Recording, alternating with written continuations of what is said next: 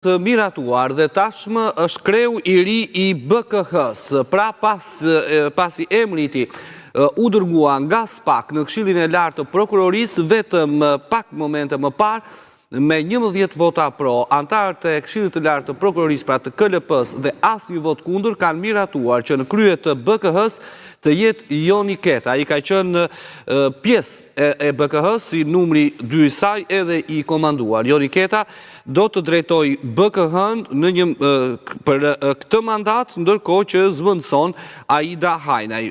Është miratuar me 11 vota pro si kreu I ri I BKH-s. Është ky zhvillimi I fundit. Pra BKH-ja ka zgjedhur kreun e ri të saj, që do të jetë Joni Keta, I cili ka marrë të gjitha votat e antarëve të KLP-s. Pra 11 vota pro dhe asnjë kundër, është miratuar emri I Joni Ketës si kreu I ri I Byros Kombëtare të Hetimit.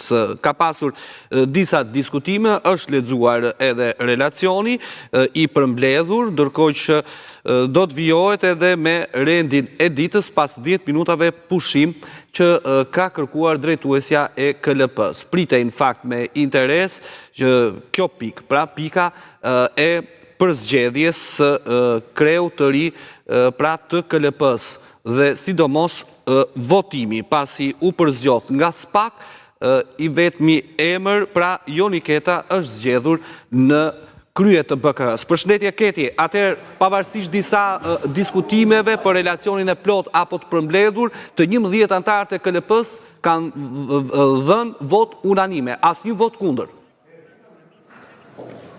Përshëndetje në Ertil, në fakt ka qenë një propozim që ka bërë një prej antarëve, Vate Staka, I cili ka kërkuar të lexohet relacioni I plot I paraqitur nga ana e komisionit në prokurorisë posaçme që ka zgjedhur Joni Ketën. Siç kemi raportuar dhe më herët, kanë qenë 6 kandidatë në fakt që kanë shkuar deri në fund të garës, në garën finale, dhe ka qenë komisioni ai në vota 2-1, pasi janë 3 antarë, pra 2 nga antarët e komisionit, bëhet fjalë për kreun Altin Dumani dhe Arben Kraja votuan pro Joni Ketës, ndërsa antari I tretë I komisionit, Behar Dibra, nuk ishte votuar për Joni Ketën, por kishte votuar për një nga kandidatët e tjerë. Në fakt ka qenë një relacion shoqërues I plot me gjitha pikët, I cili është paraqitur në fakt dhe Këshillit të Lartë të Prokurorisë, dhe kjo ishte në fakt debati që është zhvilluar ditën e sotme, nëse duhet të lexojë plot relacioni apo jo.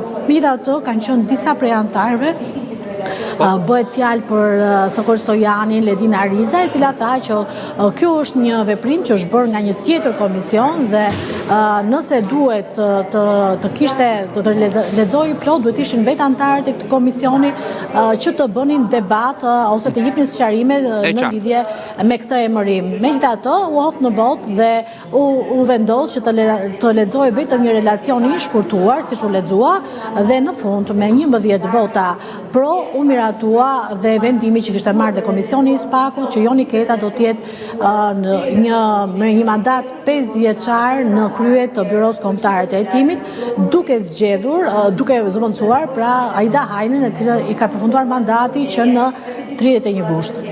Mirë, faleminderit Keti. Për gjitha këto informacione do të jemi sërish së bashku edhe në minutat të vijim se do të ketë të tjera zhvillime. Ishim në raportimin e koleges Keti Banushi. Shkojmë pa humbur kohë në një hapësirë